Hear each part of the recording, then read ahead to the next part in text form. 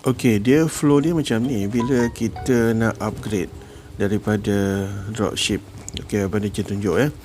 Sekarang ni kalian adalah dropship. Kat sini kita panggil consultant lah. Okey, kita punya istilah tu consultant. Biasa orang panggil dropship. Okey, tu settle lah bahagian tu. Okey, lepas tu kalau nak ada orang jadi agen kat bawah, pangkat kalian akan terus naik jadi yang nombor 2 tu, executive consultant. Maknanya satu tingkat atas pada consultant ataupun dropship. Okey, sebenarnya flow dia macam ni. Bila dah ada executive consultant, kita boleh lantik dropship. Inilah dropship lah yang sini kan. Tapi ada kes sahabat kita yang terus dapat agen. Okey, kalau dapat agen terus, jadi macam mana? Kalau dapat agen, kita kena naik dekat sini satu tingkat lagi. Kita jadi senior executive dan agen kita jadi executive consultant.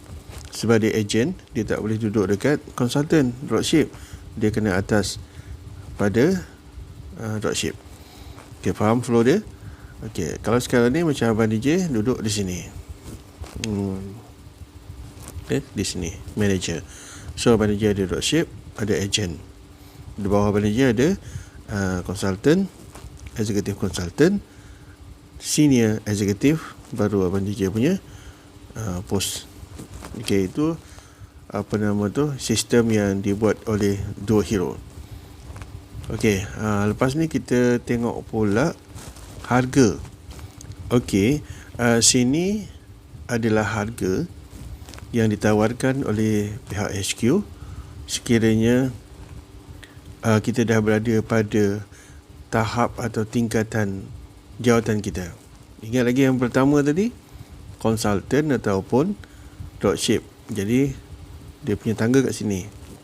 Harga dia 1 unit hingga 9 unit jadi 110. Betul? Okey, agen kena beli 10 kotak sampai 49 kotak.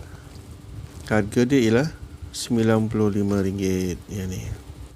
Kalau ada agen yang tiba-tiba ada bawah kita, kan, sepatutnya kita sebagai agen ataupun executive consultant, bawah kita ialah dropship. Bila kita ada agen, dia beli dengan harga RM95.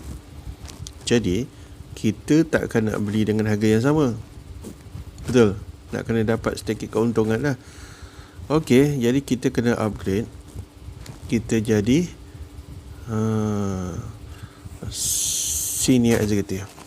Cuba kita perhatikan senarai harga ni.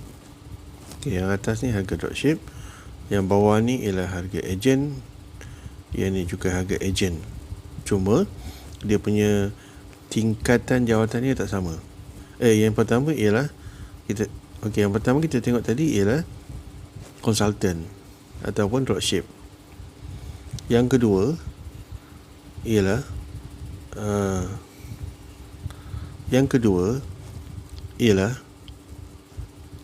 executive consultant. Betul? Dan bila bawah kita ada seorang yang nak jadi agent, dia akan jadi orang nombor 2 ni, executive consultant. Jadi dia boleh beli dengan harga RM95. Jadi berapa yang kita nak beli? Berapa yang kita patut beli dengan HQ? Ya, kita patut ambil harga RM85. Nak dapatkan harga macam tu, kita kena ambil 50 box